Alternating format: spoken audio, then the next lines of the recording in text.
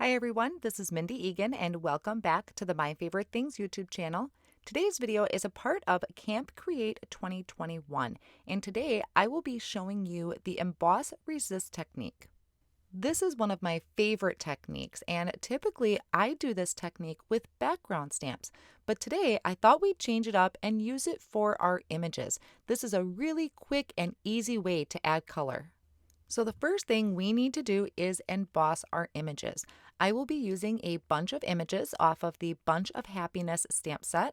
I'm going to just place a bunch of them down onto some white cardstock. This is 80 pound, and I am going to stamp them down. Now you can use clear ink or I like to use white pigment ink if I'm going to be white heat embossing. Now I want to make sure that I am prepping my cardstock with an anti-static powder tool, and then I'm going to ink up all of these images with that white pigment ink.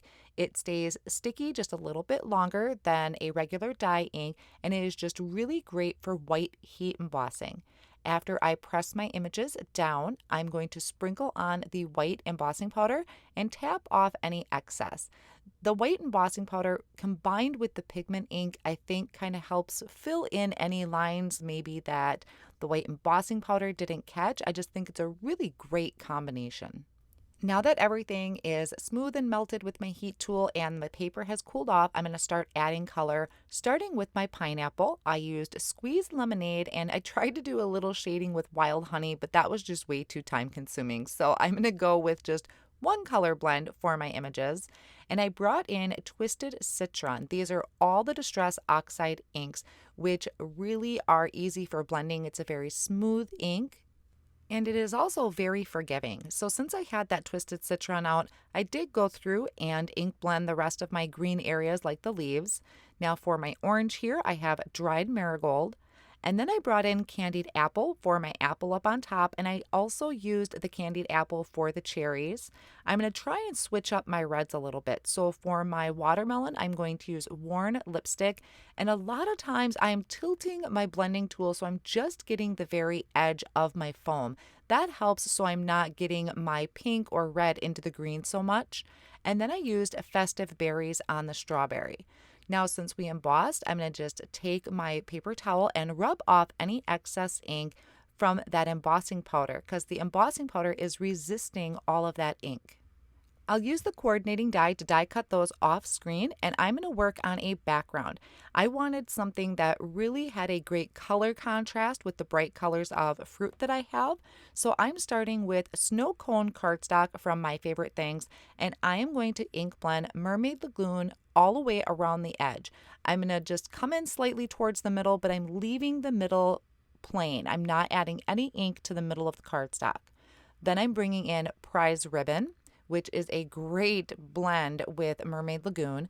Once again, just going around those outer edges, blending in just a little bit, and then finishing it off with Chipped Sapphire around the very, very outer edge. So we have kind of that highlight in the middle, and then it gets darker as it gets towards the edge. And I do go back and forth between my blending tools just to help smooth out the transition. Next, I'm going to bring in kind of some pearlescent watercolors. I just added a couple drops of water to that, mixed it up with a paintbrush, and then I'm picking up that paint and flicking it onto my background just to add a little interest to that. And then one more quick element I wanted to add is a little sentiment strip to go with the front of my card. So here I have some sour apple cardstock, and I'm prepping that with an anti-static powder tool. I have a small skinny sentiment here that is also off of that Bunch of Happiness stamp set. And once again, stamping that in that white pigment ink, sprinkling on that white embossing powder, and then I'll melt that with my heat tool and trim it down into a thin strip. So off screen, I kind of played around with the design of my card. I thought it would be really fun to just have these kind of scattered all around the edge of the card, and then I'll have the Hey sentiment in the center. So once I was happy with the placement, I'm going to add a tape runner to the back of all of those elements. When I was arranging these, I was also being very mindful about placement. So I didn't want the two reds together, and I have the orange and yellow kind of opposite of each other.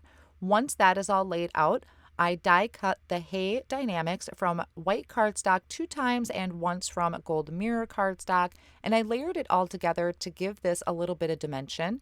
And then I'm attaching it to the front of the card with that liquid glue. And what I think is really cool, and I did not plan this, is it kind of looks like that apple down on the bottom is holding it up or pushing it up. I thought that was just really fun and worked out really well. Now, as I was adding that down, I did get a little bit of glue on my gold mirror cardstock and I couldn't get it off. So I thought that was a great place to put this skinny sentiment strip. So I added a little bit of liquid glue kind of in a straight line across the bottom of that sentiment and then just attached my skinny sentiment to that. So I'm holding that down a little bit and it evens it out pretty well. I don't have any real dips in the cardstock that don't have support.